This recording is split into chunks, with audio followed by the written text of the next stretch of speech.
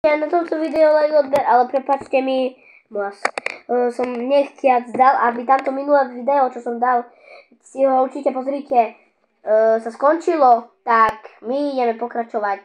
Sme minulé skončili sem a my ideme ďalej na to.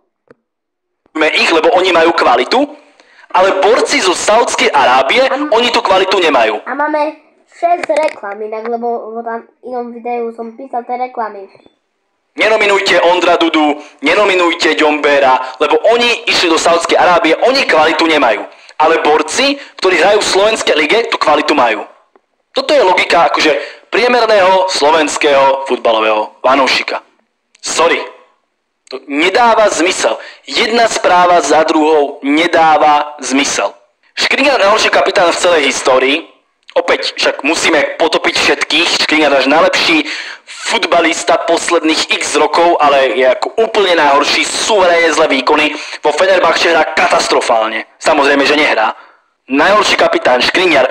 My tu ideme topiť Škriňara, najlepšieho futbalistu, akého tu máme posledných x rokov. Hlavne na rozhovor... Milan Škriňar nie je úplne najlepší futbalista. Máme vo slovenskom kadre, máme Lobotku, máme ten Duda, ale viete, Duda není až tak, Škriňar nie je lepšie ako Duda. Máme Lobotku Davida Hanska a po Davidovi Hanskovi a Lobotkovi vtedy je Milan Škriňar. Tak my sa ideme pustiť do videa. Prišiel z pásku ako najlepší kapitán všetkých. Čistý úbožiak. Áno, super. Všetkých tých našich hráčov dajme preč a budeme tam hrať s Valientom a s hráčmi zo Slovenskej ligy, ktorí na to kvalitu majú. Tu jeden z takých tých komentárov, ktorý akože fakt má hlavu a petu, nechváli nejako úplne, že náš výkon však logicky nemá. Jednoducho Nemci áno, výrazným spôsobom sa zlepšili, nemáme na nich kvalitu, nemáme tú šírku kádra, nemáme také individuálne schopnosti. To je proste fakt. Ideme do baráže a uvidíme. Počkajme si na ten marec, uvidíme, čo tam predvedieme.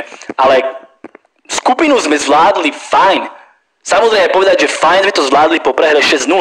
Môže vyznieť blbo, ale sme tam, raz sme tých Nemcov porazili, kvalifikovali sme sa, počkajme si na los, počkajme si na tie výkony, na tie výsledky a som zvedavý, že keď sa kvalifikujeme, čo potom budú písať títo ľudia.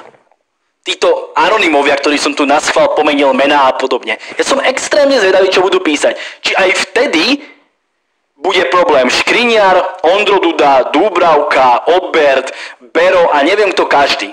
Ja som fakt na to zvedavý, čo budú písať ďalej. Vymeniť trénera aj s Hamšíkom, nemajú tam čo robiť. Samozrejme, však na Slovensku máme kopu špičkových trénerov, ktorí môžu trénovať slovenskú reprezentáciu, však jasné. Toto je inak veľmi pekná konverzácia troch ľudí, ktorí si tu akože písali, ale akože písali si. Opäť, nech Calzona rezignuje, úplne, to je to riešenie, 100%. Hlavne, že dostávajú eurička, však pracujú, plnia si svoju robotu, podľa mňa veľmi dobre.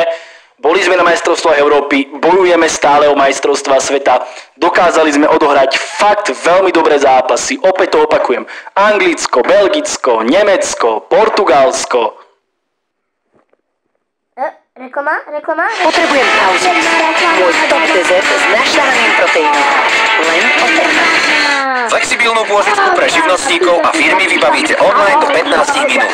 Homecredit.sk. Čo chcete viacej? Ukázalo sa, že repre majú na háku. Repre majú na háku. Preto pred 2 mesiacmi proste vyprášili Nemcov, lebo majú repre na háku. Totálne nezmysel. Hlavne, že sa potom akože cenia hráči, ktorí neprídu na zraz. Nechcem rozoberať, že aké boli okolnosti. Ja sám som v tomto smere taký, že asi sme mohli dovoliť, aby Grajf proste prišiel neskôr, ale chápete. Tu sa hovorí, že hráči majú repre na háku a potom tí istí ľudia ti tvrdia, že Grajfa sme nemali odpísať. A tým neviem, že Grajf mal úplne repre na háku, ale hej, niekedy sa fakt treba zamyslieť. Žobrať žobrava, všetkých vyhodí, to nie je úcta k futbalu, ale hanba k slovenskému národu, no toto si predstavte. Treba hľadať hráčov zo Slovenskej ligy. Áno, lebo hráči zo Slovenskej ligy majú tú kvalitu. Ukazujeme to pravidelne v európskych klubových súťažiach, že hráči a slovenské kluby majú kvalitu. To je to riešenie. Nominujte tam proste 11 zo slovenskej repre a tá ukáže Nemecku, ako sa hrá futbal. Lebo kvalita proste je v slovenskom futbale. Tam jednoducho, tam sa proste varí futbal. Tam to vzniká, tam sú tie moderné princípy, tam je individuálna kvalita. Jednoducho, hľadajte hráčov v slovenskej lige. Tam to proste ide. Tam to frčí, tam to šlape. Držím palce v baráži, ale kým tam bude Karlsona, jeden dobrý zápas odohral údajne za jeho obdobie pri repre, doma s Nemeckom. Neviem, kde tie zvyšné zápasy, akože či niekde zabudol chalan, alebo že máme krátku pamäť, nerozumiem.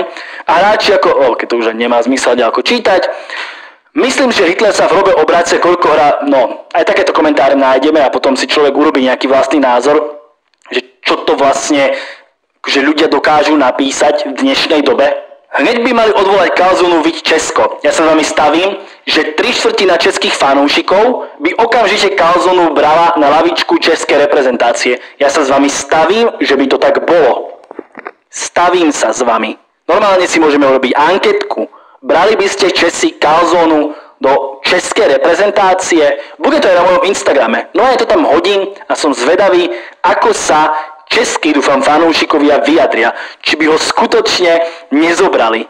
Pretože oni majú tú situáciu asi ešte troška horšiu. No a nájdeme potom aj nejaké pozitívne komentáre, ktoré pekne nejako zbilancovali, zosumarizovali to, čo sa stalo. Ako vravím, ja tu nebudem hovoriť, že sme odohrali dobrý zápas. Nie je veľa akože bodov, ktoré môžeme pochváliť. Fakt to nebolo dobré, proste prehrali sme 6-0. Ale to, aký hejt sa spustí po jednom zápase na všetkých, všetko je zlé, hráči na to nemajú, sú nekvalitní, hrajú v slabých ligách a proste, že by nás zachránil iný brankár. Sorry, ale to je maximálne zle. Dobre, tak teraz sa už bude končiť video. A my sme sa rozhodli, či je to dobré video, alebo minulé video. Či je to dobré video, alebo je to zlé video. Keď je to dobré video, dám like. Keď je to zlé, tak nič. Tak dám dislike. A keď také aj, tak nič nedávam. Dobre, nebolo to zlé video. Má väčšinou krát pravdu, ale zasa takedy nie, tak radšej nič nedávam. A keď chcete ďalšie také videá, tak nech sem všetci povinne zakliknete like, odber. A keď sem bude viac, a keď sem bude 15 000 lajkov, môže byť kľudne viac, OK? No tak, robím ďalšie také video, kde robím reakciu na iných youtuberoch. Tak, čus!